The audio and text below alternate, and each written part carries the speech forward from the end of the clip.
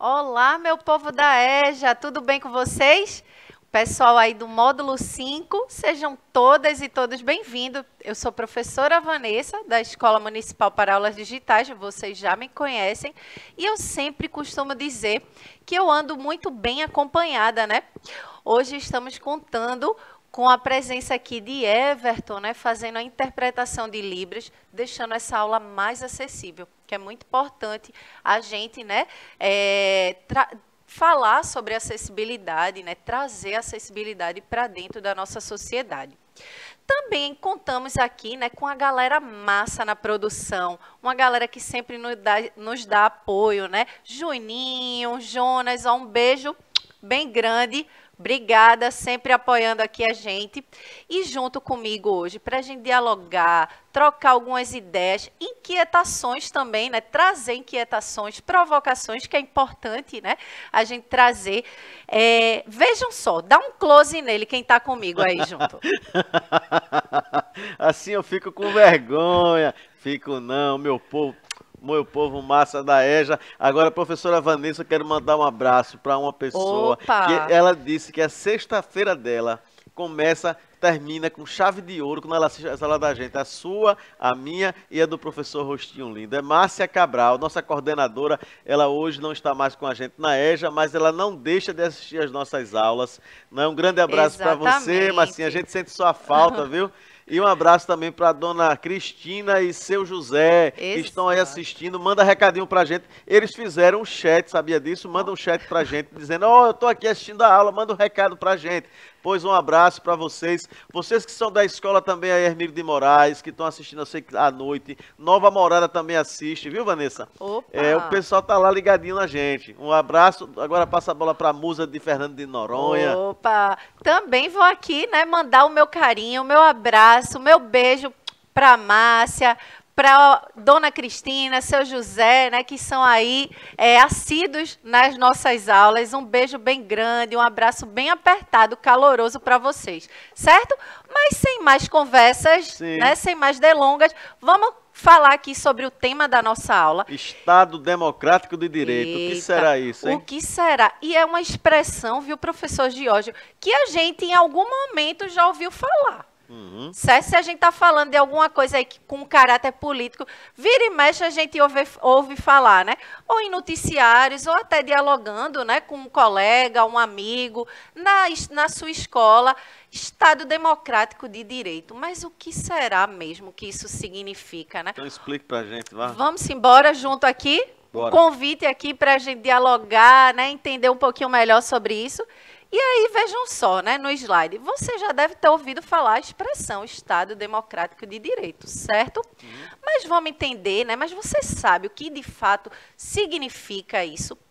A gente falou um pouquinho, né, sobre alguns regimes políticos na aula anterior, né? A gente falou da democracia, também regimes, né, que tem um cunho lá do autoritarismo, né? A gente falou do sistema que rege, né, o regime, a forma de governo que rege aqui o nosso país. E a gente falou, né, a importância da democracia desde lá o surgimento, né, na Grécia, que inclusive, né, é bom a gente destacar e reforçar que no início, né, quando começou a democracia, ela não era genuinamente democrática.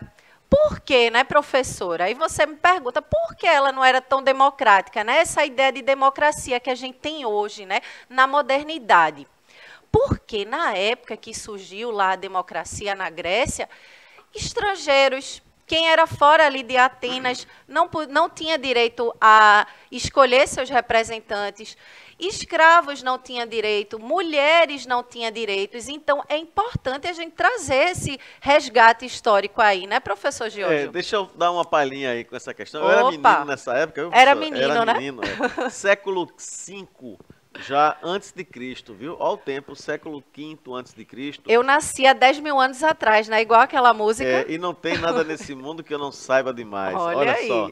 Mas, gente, vê bem. Então, quando surgiu essa questão da política... política vem de polis. Isso. Tá? Polis significa cidade, em grego. E aí, a política era discutida pelos cidadãos. Mas quem eram considerados cidadãos? nessa época? Apenas quem morava na cidade e tinha grandes propriedades. Então eram pessoas ricas que tinham tempo para discutir as coisas da cidade, portanto, Exato. discutir a política. Isso, E e a dentro cidade de Atenas. e na cidade de Atenas, vale... diga-se de passagem, né? Isso. Quando depois surgiu a democracia, também em Atenas, democracia, governo do povo, demo é povo, cracia, governo. Então, quando vem dessa discussão da política, a democracia era quando tinha que se decidir alguma coisa e apenas esses cidadãos que participavam da política, eles votavam para decidir uma situação lá qualquer, tá certo? Exatamente. Um rei, um deputado, que não existia esse termo deputado, né?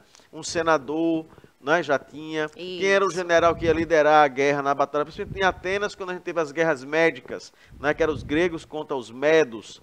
E aí tem uma situação aí que vai surgir esses termos e hoje, logicamente, com a modernização, né, a política se tornou de uma outra coisa. O político surgiu como, entre aspas, alguém acha que é profissão, não é? Mas não é. O político é aquele que deve trabalhar em função do bem-estar social, do bem-estar do povo, tá? Por isso o Estado democrático, né, de direito. Mas vai lá, professora. Tá se adiantando, tá se adiantando um pouquinho. Gente, a gente já falou, né, a gente fez um resgate histórico na aula anterior, falando, né, desses regimes políticos, e é importante a gente trazer aqui, porque é um tema muito complexo, né? Muitas vezes não fica claro, inclusive, e a gente não pretende aqui, vamos dizer, esgotar tudo, porque é um tema que, se delonga, a gente começa aqui, a gente traz uma incitação, uma inquietação, e vocês aí, levem para os seus grupos de amigos, né, para dentro da sua escola, para você também, né, trazer isso como reflexão na sala de aula, com seus professores aí na sua escola, certo? A gente aqui traz algumas provocações, vai trazer alguns conceitos, características, mas é um tema muito complexo e uma aula só não dá para esgotar tudo, né? Então, vamos embora aqui. Olha, mas vamos entender, né, o que é esse Estado democrático de direito. Olha aí, vejam só no slide. É aquele, né, vamos conceituar, é aquele que o poder do Estado é limitado pelos direitos dos cidadãos, certo? Então, tem autonomia e liberdade aos indivíduos. E a gente vai ver, né, algumas características assim para dizer que é um Estado democrático de direito. Vamos citar aqui 3, né? Sim. A questão da soberania popular, né, essa participação aí, a ideia de que como é que se diz, os direitos, né, as vontades emana do povo, né, vem da participação popular. A questão dos direitos humanos também é muito importante a gente colocar.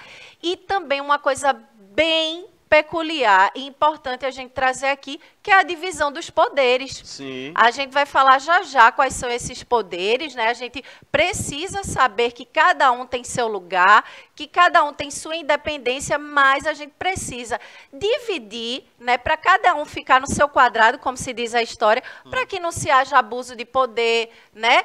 Tudo isso é importante a gente trazer e fazer essa reflexão aqui na aula. Então, vamos embora. Olha, a Constituição, ela é uma referência aí de que é um Estado democrático, certo? De direito.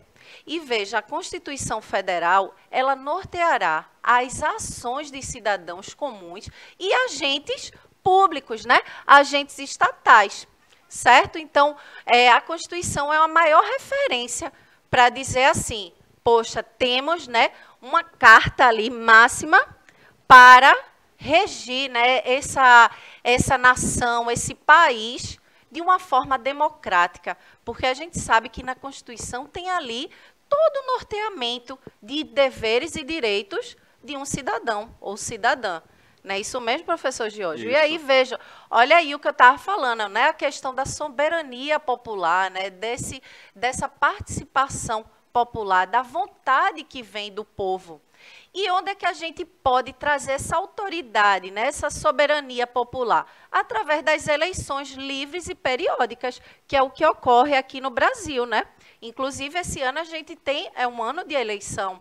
E aí, ó, o sistema de garantias dos direitos humanos também é importante a gente trazer essa questão, né? Porque, inclusive, na Constituição, a gente tem lá todos os artigos, todos os direitos, né, que são regidos, né, e que trazem para que a gente possa ter uma vida digna, né, direitos básicos, fundamentais, para que a gente possa viver em harmonia na sociedade, né, direitos e deveres, que esse é o exercício da cidadania, que a gente possa viver numa sociedade mais harmônica, né, certo? Onde todos tenham voz, que esse é o princípio essencial de uma democracia, de um Estado democrático.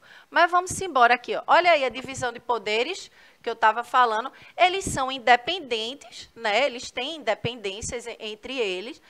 Tem que ter harmonia também entre si e são fiscalizados mutuamente. Né? Então, é importante que a gente possa ter essa divisão. E quais são esses poderes, né? A gente conhece muito bem o executivo, certo? E qual é a responsabilidade aí do executivo? De aplicar, né? O executivo, gente, é quem governa, Isso. É quem administra, quem executa, né, de fato, os serviços públicos. O ordenador de finanças, de pagamento, tal. Então, no executivo, a gente tem 3 esferas, né, professora? Isso. Posso dizer? Pode, diga aí. A esfera nacional, o presidente da República, é o executivo. Isso. Depois a gente tem o legislativo. Isso. Desculpa, não, calma. No executivo, em nível nacional, o presidente da República. Em nível estadual, o governador. E em nível municipal, o prefeito. Exato. Certo? Então, o executivo são essas 3 instâncias, né? O presidente, o governador e o prefeito. Pois é. Os poderes a gente ouve falar muito, vocês já ouviram falar, né? Eu trouxe aqui para a gente só entender e identificar, né? Que existe esse executivo, que é o que vai executar, o legislativo, que cria as leis, né? A responsabilidade é criar as leis, e o judiciário, que é o quê? Interpretar. Né, isso mesmo, e julgar também as leis, né? Então, são esses os 3 poderes e eles são independentes, né? Tem essa divisão justamente. Inclusive, é importante, né, saber que eles são divididos, que ele age independente, mas eles precisam se fiscalizar, né? Eu não posso utilizar e chegar ao executivo e abusar do poder, né? Nem o legislativo abusar do poder, nem o judiciário. Então, por isso que é importante essa divisão aí dos poderes, que vem lá de trás, né? De séculos anteriores, certo? Que trouxe essa perspectiva aí da divisão desses 3 poderes, certo? Então, se liguem aí. Vejam só no slide. No Estado democrático de direito, as leis são criadas pelo povo e para o povo, respeitando-se a dignidade da pessoa humana. Olha aí o que a gente estava falando anteriormente, né? Então, é importante que traga essa questão e que, quando a gente está falando de um processo, né, de uma nação, de um Estado que é democrático, ele está respeitando, né, esses direitos básicos para que a pessoa viva dignamente, certo? Então, vamos embora. Então, qual é a diferença entre Estado de Direito e Estado democrático de direito? Vamos lá entender? Vamos embora, olha. O conceito de Estado, né? Estado é grupo de pessoas e instituições organizadas em um mesmo território, certo? Então, é importante que a gente reflita isso. Só que essa noção de Estado moderno, ela tem raízes lá na histórica, né? Lá na Revolução Francesa, com todos os ideais que nasciam ali, né? Do iluminismo, de trazer essa questão, né? Da participação do povo, porque antes só o rei podia escolher, né? Inclusive, existia um antigo regime que era chamado de absolutismo. Vejam só, o povo não tinha voz. Só o rei ali era o detentor de todo o poder. Inclusive, tem até uma famosa frase do Luís XIV, né, que eu sou o Estado. Vejam só, então o povo não tinha voz nesse período. Mas começa aí a se discutir sobre a participação do povo. Né? Então, veja só, Estado de Direito, entendendo aí, olha, nem todos os grupos sociais puderam ser representados, como nesse período aí, onde o povo não tinha essa participação. Já o Estado Democrático de Direito, a participação é popular, efetiva e constante. E constante quando a gente diz respeito, por exemplo, às eleições, né? É uma forma de participação, né, política dentro de um Estado. Vejam só, e o Estado Democrático de Direito no Brasil? A Constituição diz o seguinte, veja aí, a soberania que a gente estava falando, a cidadania também, né, esses direitos e deveres do ser humano, a dignidade da pessoa humana também, que é importante, os valores sociais do trabalho e da livre iniciativa também. A gente sabe o quanto é importante, né, o trabalho, essa atividade, né, na vida do ser humano também, e você ter acesso a um trabalho, apesar da gente saber das questões do desemprego que existe hoje em dia, mas isso é regido pela nossa Constituição, certo? E o pluralismo político, né, que a gente pode ter diversidades de opinião, oposição. E isso é importante a gente destacar, porque isso só acontece em um Estado democrático de direito, porque em regimes que regem o autoritarismo, né, oposição não pode ter, você não pode ter pluralismo político, quase não saía. Mas vamos embora aqui para o momento mais especial da aula, que é o desafio. Veja, junto com seus professores e colegas, elabore uma lista de direitos básicos dos cidadãos e cidadãs. Certo? Fica esse desafio aí para vocês. Muito bom. E agora eu jogo para o professor Giorgio se despedir. Espero que tenham gostado, tenham aprendido muito sobre política, sobre democracia, sobre Estado, e a gente continua esse assunto aí ou temas parecidos nos outros encontros, beleza? Grande abraço, fiquem com Deus e até outra hora. Pois é, um tema legal, tema instigante, tema super atual, né? Eu espero que vocês tenham gostado da aula. Eu vou ficando por aqui. Beijo bem grande e até a próxima aula. Tchau, tchau.